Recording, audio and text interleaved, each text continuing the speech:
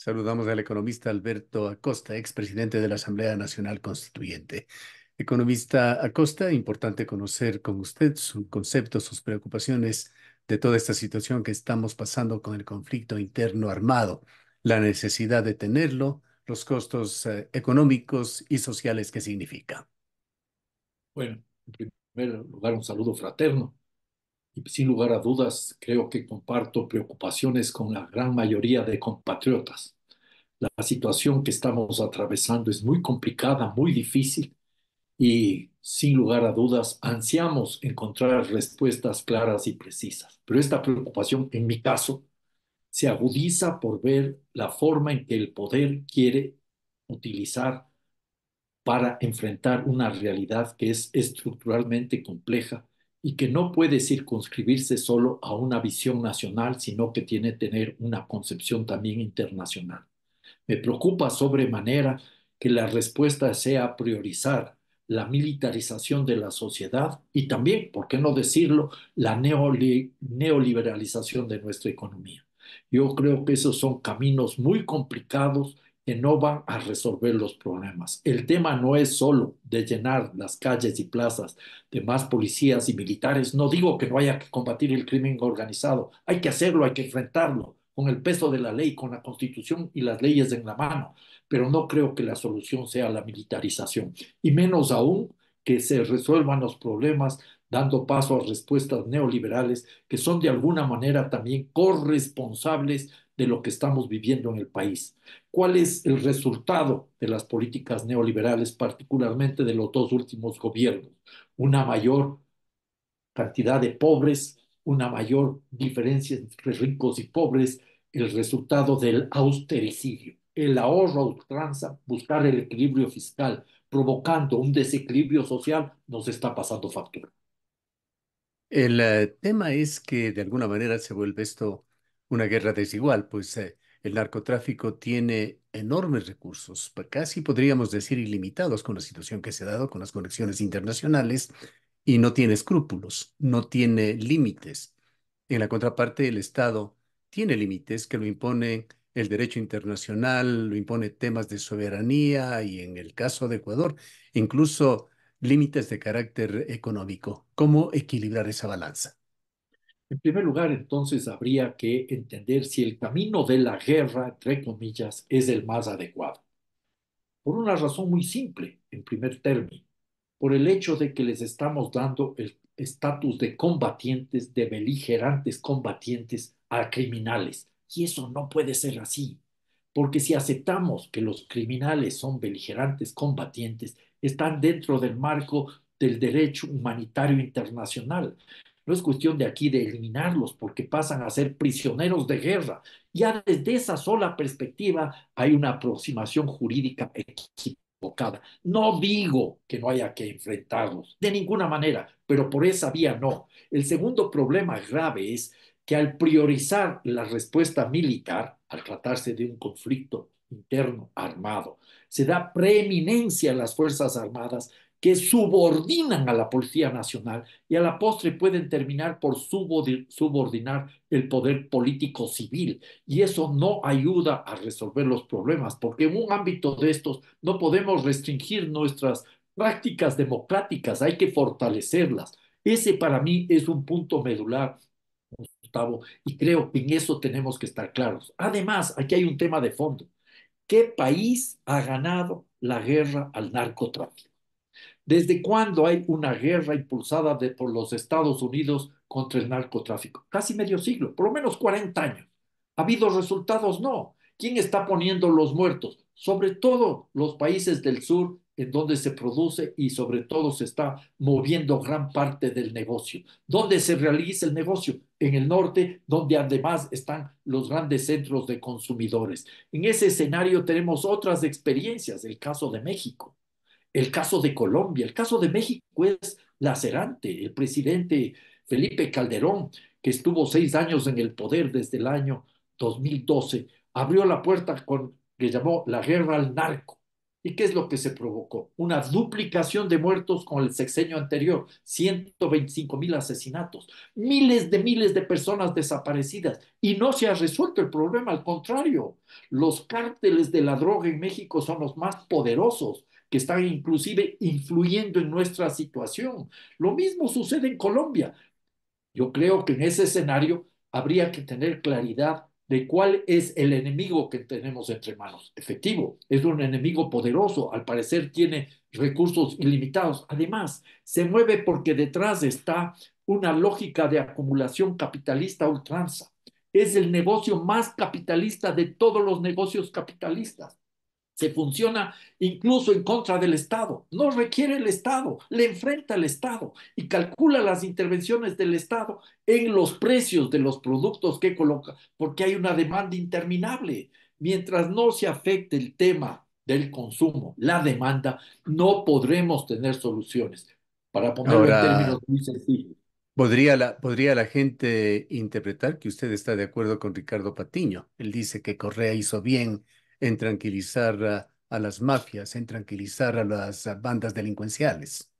No, no, no, yo no estoy llegando a esas consideraciones. Lo que yo quiero es avanzar mucho más allá de eso. ¿Por qué no discutimos una propuesta para la despenalización de la droga, que simultáneamente establezca el consumo como una cuestión de salud pública?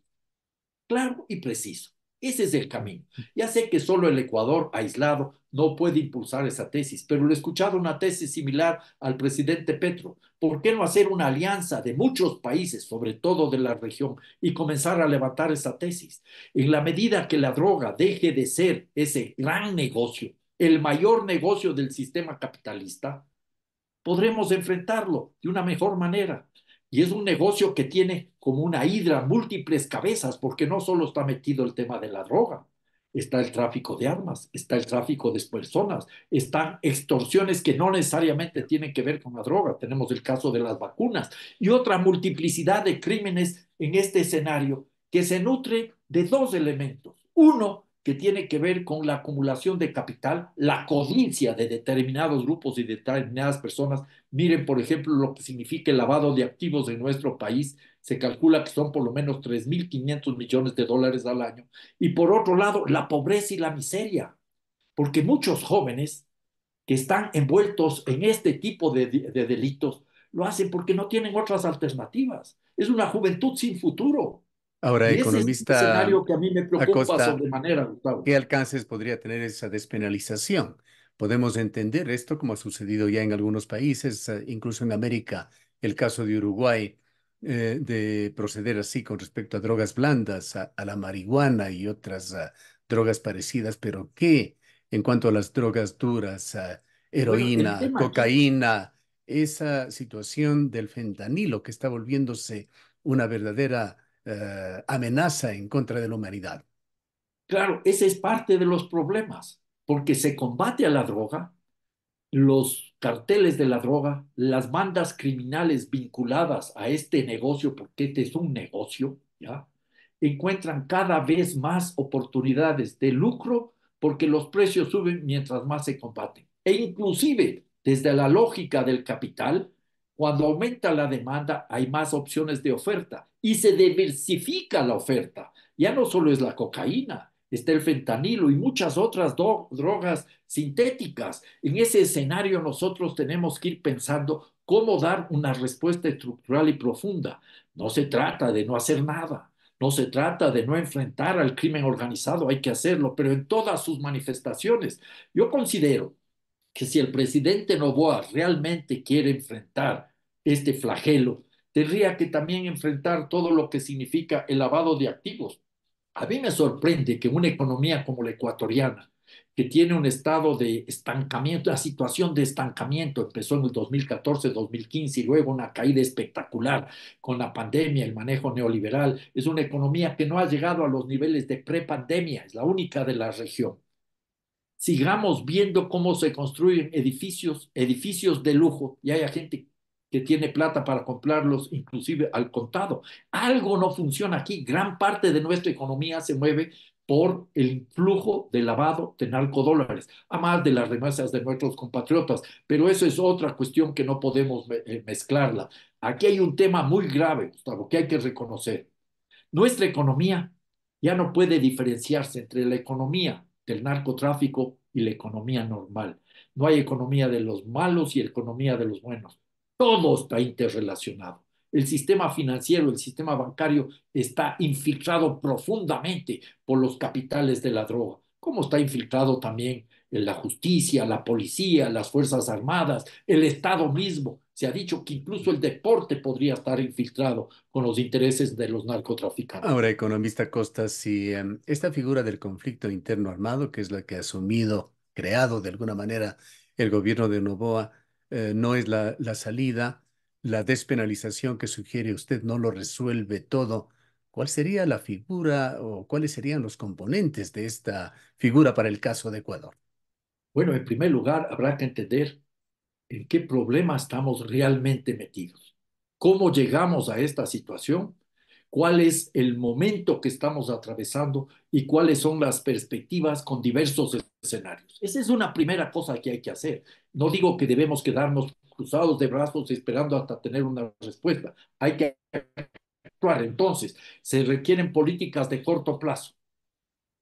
Se requiere la intervención de la fuerza pública, pero igualmente se requiere ir pensando en el mediano plazo ya tener una política de una justicia realmente independiente, autónoma y proba, eficiente. Si eso no tenemos, no hay resolución de los problemas. Esa es una primera de las grandes tareas. Claro, y Simultáneamente usted tenemos que desplegar una reconocerá política que la falta de instituciones fuertes en Ecuador es uno de los gravísimos problemas. de nacionalización es responsable de esto. Hay que reconocer acá, Gustavo, lo que significó, por ejemplo, la desaparición del Ministerio de Justicia, lo que, sí, que controlaba las cárceles, la desaparición del Ministerio de Coordinación de la Política Nacional, que ayudaba a enfrentar orgánicamente a las distintas instancias del Estado, el hecho de haber nuevamente vuelto al Ministerio de Gobierno cuando teníamos también un Ministerio del Interior. Esos son temas que son muy graves. Claro, que desde el año 2014 también empezó el hecho de caer en el populismo penal, las variaciones en el Código Integral Penal, que aumentaron las penas y que llenaron las cárceles, y las cárceles convirtieron no solo en las escuelas del delito, sino las oficinas de control del crimen. ¿Ya? Desde ahí se ha estado manejando el crimen organizado. Esas son realidades, por eso es necesario conocer incluso analizando y estudiando los cambios a nivel internacional, porque no solo es un problema interno. Yo creo que aquí, Gustavo, tenemos que hacer un esfuerzo enorme para abrir la puerta a una discusión lo más mesurada posible.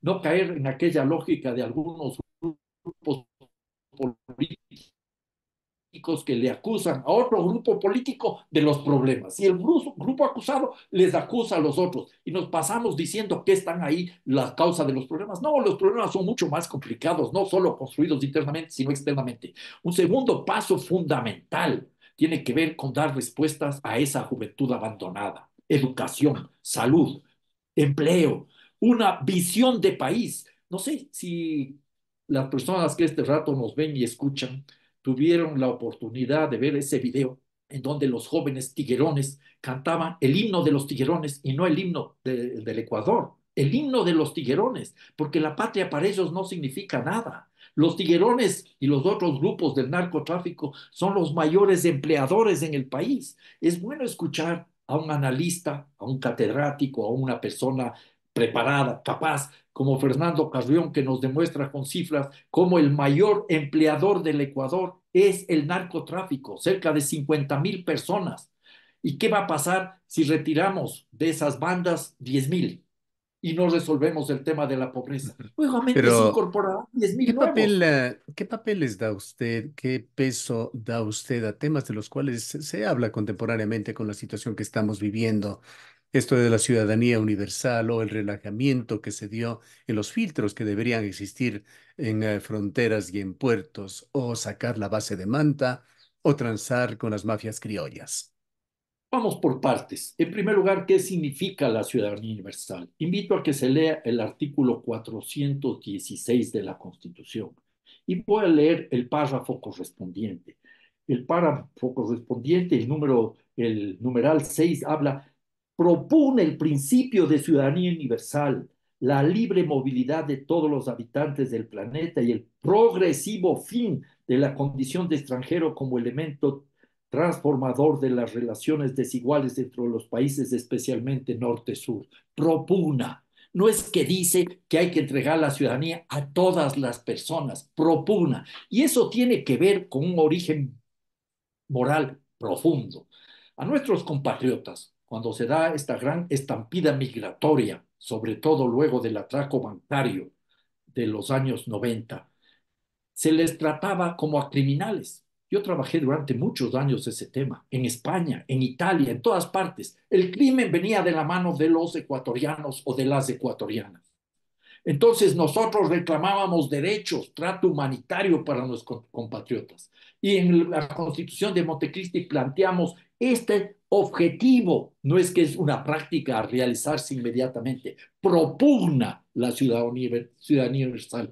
Eso no implica que no se debió haber pedido o tenido cuidado para impedir que lleguen personas indeseables. Quizás el error del gobierno de Correa fue haber eliminado la solicitud de los, ¿cómo se llama? Estos certificados de pasado policial, tiene otro nombre exacto, cuando llegaba la gente de Colombia, se podía haber pedido el pasado policial y creo que eso podría haber sido un problema. También hubo otras reacciones del gobierno de Correa, recordemos, que comenzó a violar la Constitución cuando masivamente cogía grupos de personas, cubanos, por Ujú. ejemplo, y los expulsaba. Ya. No se respetaba lo que se establece en Y la los Constitución. otros dos temas planteados, base de manta, las El transacciones tema de la que se base de hicieron con las Manta, mafias mire, criollas. el tema de la base de Manta es muy fácilmente rebatible. Colombia tiene creo que 7 u 8 bases militares. ¿Ha resuelto el problema? No. Eso no quiere decir que con la salida de la base de Manta no debía haber medidas adecuadas. Creo que ahí se descuidó, porque no hubo, por ejemplo, el cuidado de todo lo que era el tráfico ilícito a través de avionetas, a través de barcos, no se tomó las medidas. Y no nos olvidemos que la base de Manta no estaba solo para intervenir impidiendo el tráfico de drogas. La base de Manta era más una estrategia en el conflicto armado contra las guerrillas colombianas, estaba más intronizada en la lógica del Plan Colombia. Y entonces nosotros también podríamos ver algunas cifras y demostrar que con la base de Manta tampoco se logró resolver el problema. Hay información que demuestra que durante la época en que estuvo presente la base de Manta, no disminuyó el narcotráfico, no disminuyó el narcotráfico. Hay cifras al respecto que podría ponerlas en consideración. Entonces, la lógica de la base de Manta o el pretexto de la base de Manta se desbarata. En Colombia no se resolvió el problema con bases militares, al contrario, sigue presente y sigue grave en algunos aspectos. Y en segundo lugar, en el caso ecuatoriano, la base de Manta tampoco sirvió para reducir. Eso Pero no hoy se elimina pretende tratar de llenar ese vacío en materia de sin lugar control, a dudas, eso quería decir Gustavo. facilitando la presencia de tropas extranjeras a través de tratados internacionales que están ya No, siendo eso, la analizados por la Corte presencia de tropas Constitucional. extranjeras es una cesión de soberanía. Si aquí autorizamos tropas extranjeras norteamericanas y además tenemos una economía dolarizada, estamos a un paso de convertirnos en una colonia. Alguna gente verá eso como bueno y aspirará a ser un Estado libre asociado de los Estados Unidos. Yo no, yo sí creo en mi patria y en la soberanía que garantice la vida digna de todos los compatriotas. ¿Ha Ese me revisado usted parece que es los un tema. tratados internacionales que se encuentran y bajo consideración de la Corte Constitucional? Yo acabo de leer ese tratado y considero que sería lamentable suscribir un tratado de esa naturaleza. Se les da, entre otras tantas cosas, un tratamiento preferencial a los miembros de tropas extranjeras, en este caso de tropas norteamericanas, que no tendrían que enfrentarse a los juzgados nacionales. Ese era uno de los elementos del trato que le dábamos a los soldados norteamericanos en la base de Manta. Esas son las sesiones de soberanía que nosotros no podemos tolerar, Gustavo. Es importante discutir ese tema y es importante asumir esta cuestión con un criterio internacional. Yo no digo que no tengamos relaciones de inteligencia para enfrentar al crimen organizado con los Estados Unidos, con México, con Colombia, con Perú, con Venezuela.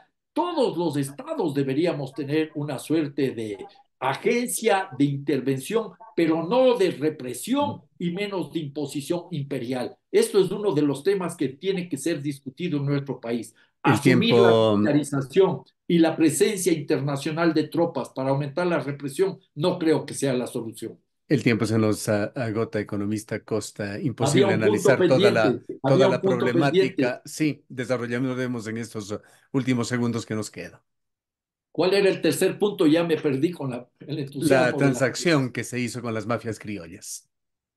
La transacción que se hizo con las Los mafias, esa es una de acercamientos con Latin Kings. esas son una suerte de novelerías que se creía que se podía transar con estas bandas, los Latin Kings y los otros grupos, que a la postre no resolvía el problema de fondo.